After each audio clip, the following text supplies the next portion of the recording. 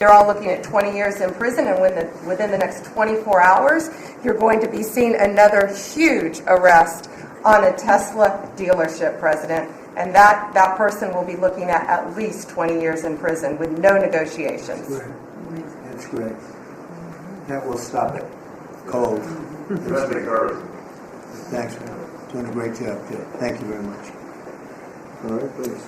Mr. President, accountability matters. That's what we're recognizing. With our partners at the Department of Labor for Government Efficiency, just a few weeks ago, we realized there's about $4.4 billion in COVID funds that were not used, that the state coffers were just holding on to. Out of that, we've returned $1.4 billion back to the state treasury, so essentially to the American people, and we'll go back and claw the rest of those billions of dollars back.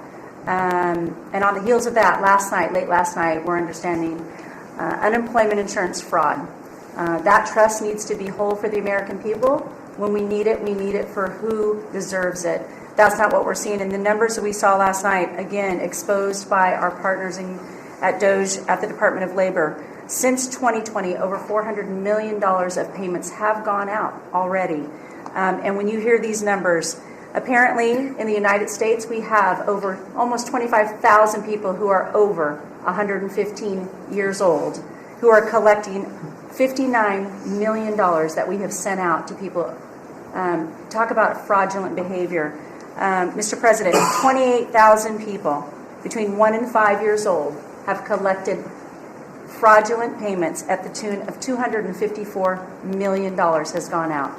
And lastly, 10,000 people who have not been born yet, 15 years into the future, $69 million, and they haven't even been born yet. In one case, they will be born 129 years from now.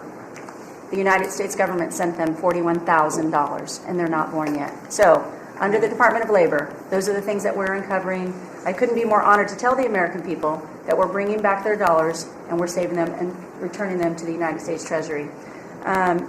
Also, jobs numbers. Last Friday, 228,000 new jobs were reported. That is good for the American people. That is my primary job, is to grow that workforce under your leadership.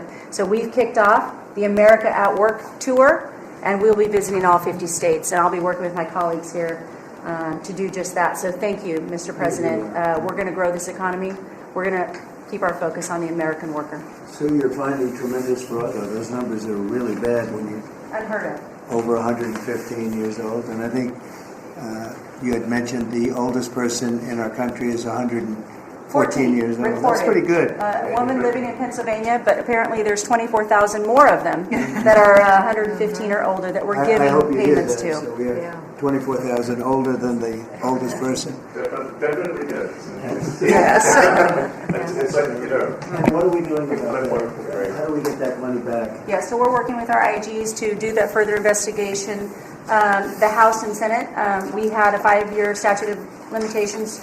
We've got an extension on that, another 5 years. And so the goal, in my opinion, we should never have a statute of limitations to return the American dollars back to the Treasury when there's fraud. But at this point, we will continue to work hard and double down and return those dollars to the Treasury. Great. Thank you. Thank you. Good job. Christie?